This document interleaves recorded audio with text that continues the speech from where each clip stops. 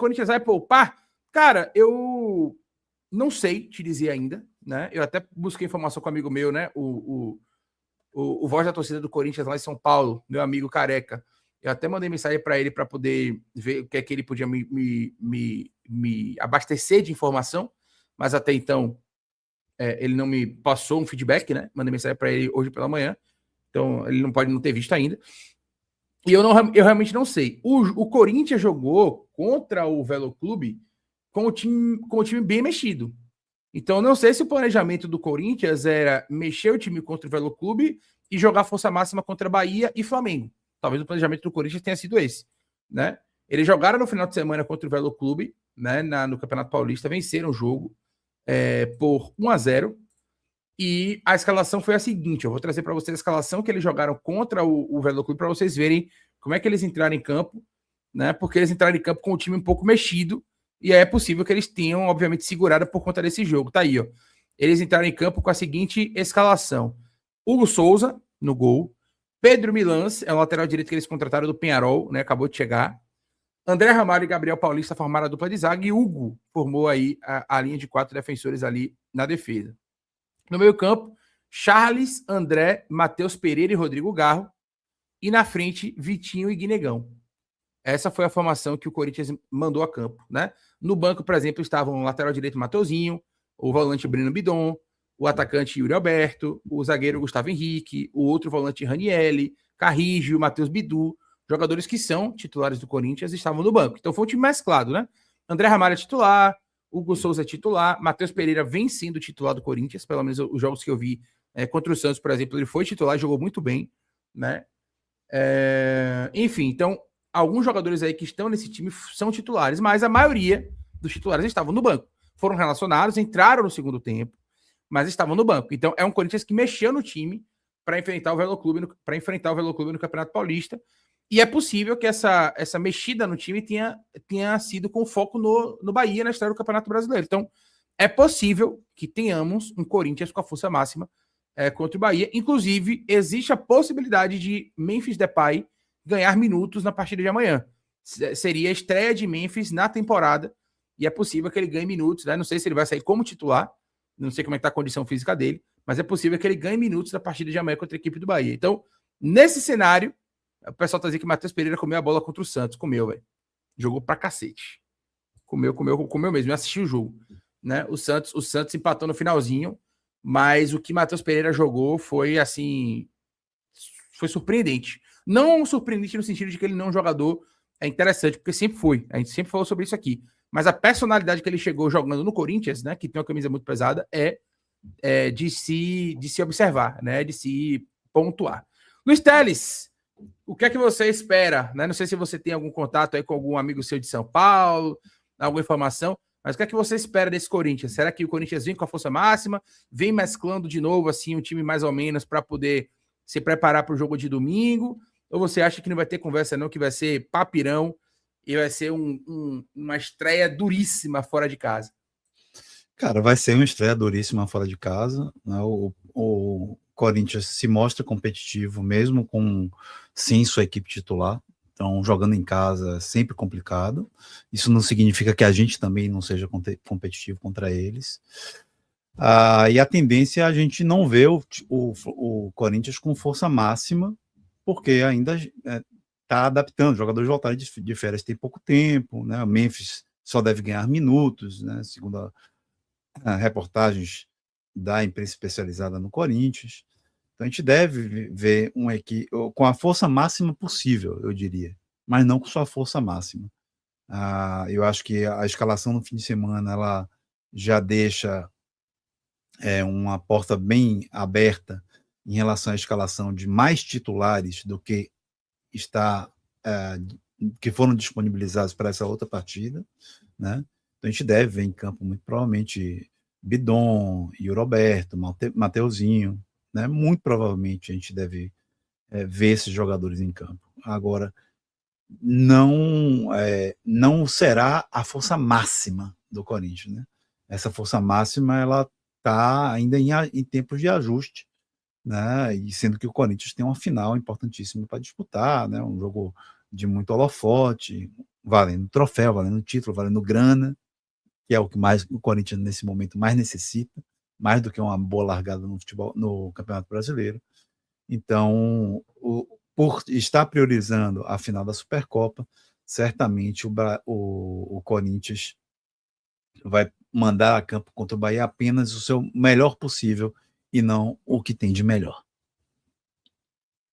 É isso. Mais comentários por aqui. O pessoal está dizendo aqui que a torcida do Corinthians não aguentaria 5 rodadas com o Bahia de 2022. Um abraço para você, todo mundo é Bahia. Abraço, meu irmão. Zé Fernandes, amanhã é a prova de fogo desse time. Se mudou ou não a postura como visitante. Um abraço para você, Zé Fernandes. Tamo junto. Eu acho que a gente já teve uma amostra no Clássico, né? Agora, claro que o Corinthians é um time muito mais forte do que o Vitória. E é óbvio que será um desafio ainda maior, né? Mas no primeiro teste, nós passamos. Vamos ver agora no segundo teste se a gente vai passar ou não. Fabrício Silva, Bahia é o único time da Série A que vai começar no Brasileirão com 100% de aproveitamento na temporada. Eu vi esse dado, de fato. São 5 jogos e 5 triunfos. É o único time da Série A, entre os 20 times, que venceu todos os jogos que ele disputou. O Bahia chega no Brasileirão com 100% de aproveitamento. O que é que isso quer dizer? Absolutamente nada. Nada. Além da beleza, né? Estética dos números, absolutamente nada. Então, esse é o Campeonato Brasileiro. Leonardo Mota, bom dia, Leira. Eu vi a notícia que o Bahia está negociando com o David Washington, do Chelsea, que está no Santos. Você tem alguma informação? Não tenho. Zero informação sobre isso. Um abraço, Léo. Tamo junto. Arnaldo Silva, segundo a imprensa paulista, Corinthians amanhã vai com força máxima. Abraço, Arnaldo. Tamo junto. Jefferson Maia aqui tá na bronca. Ele tá dizendo que o ingresso para visitante amanhã tá R$400 na Vila Belmiro. Ave Maria, viu? Que absurdo mesmo. Eu não sei o valor, mas assim, levando em consideração que você tá tentando comprar aí, tá dizendo que é R$400, eu acredito e é um absurdo. É um absurdo, sem dúvida nenhuma. A Vila é menor, né, velho? E aí, como é menor, eu acho que os ingressos terminam ficando mais caros, porque é um estádio que tem a menor capacidade. E aí os caras tentam, de alguma maneira, nesse cenário de menor capacidade, elevar o nível do ingresso, o valor do ingresso para poder ganhar mais dinheiro, né? Infelizmente. Se tivesse mais lugares, eles poderiam diminuir. Por exemplo, o estádio cabe 15 mil, o estádio de 30 ele poderia ser 200, por exemplo, que ainda é caro, mas seria 2 vezes menos, né? Enfim. Lucas botou, temos que pôr R$400 aqui para o Corinthians também. Meu amigo, complicado. Mas geralmente é o que acontece em termos de reciprocidade.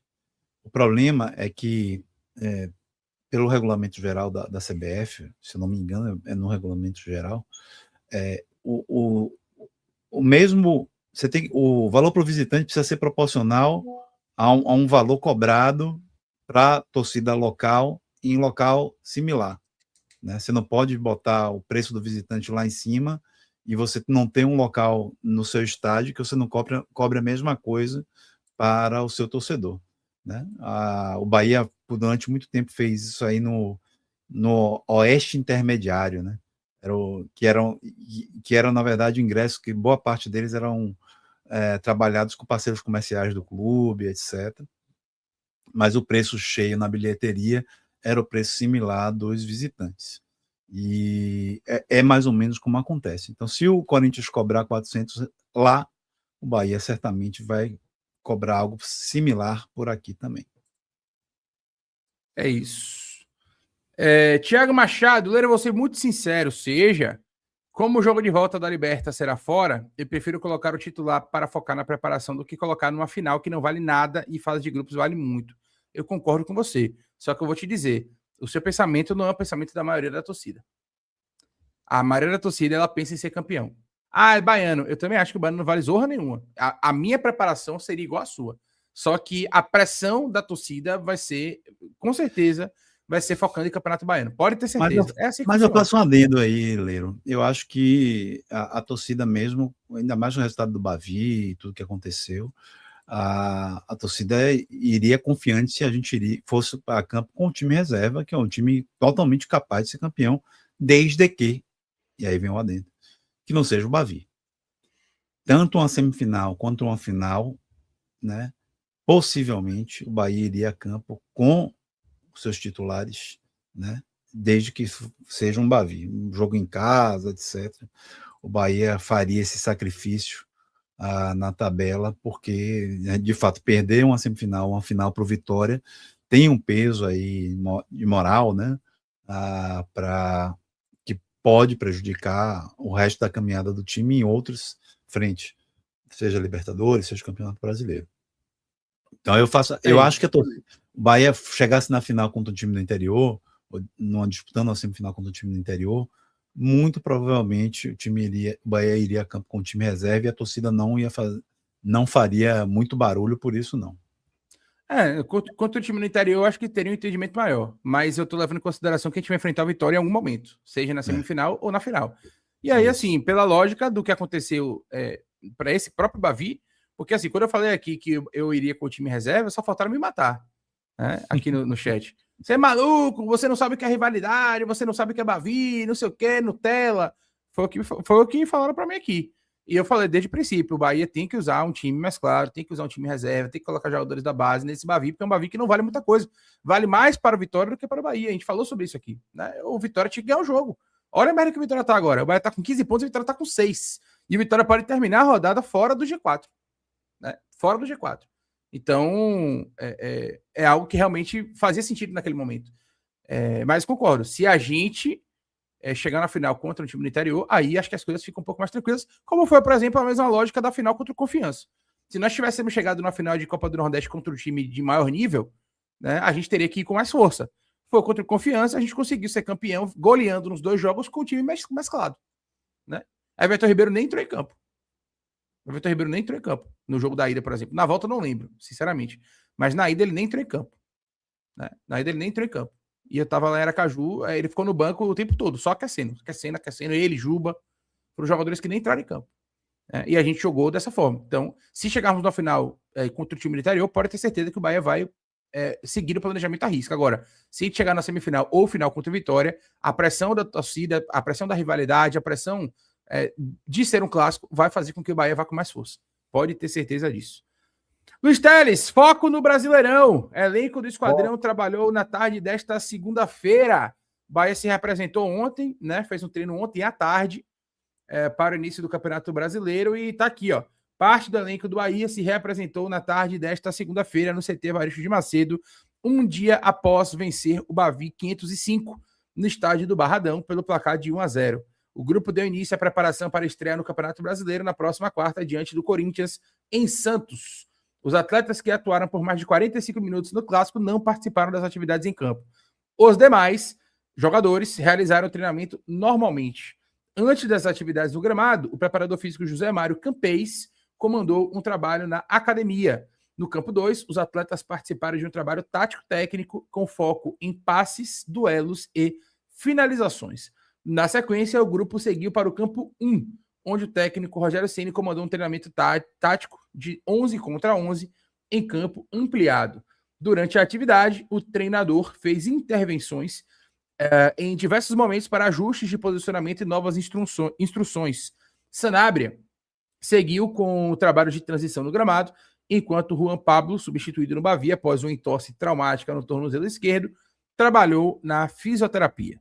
O Bahia volta a treinar nesta terça-feira no CT Evaristo de Macedo. No período da tarde, o esquadrão segue para Santos, onde duela contra o Corinthians às 8 da noite de quarta-feira na Vila Belmiro. Ou seja, o Bahia treina hoje. Inclusive, o entrevistado, né, escolhido pela assessoria de imprensa do Bahia para hoje foi o goleiro Ronaldo, né?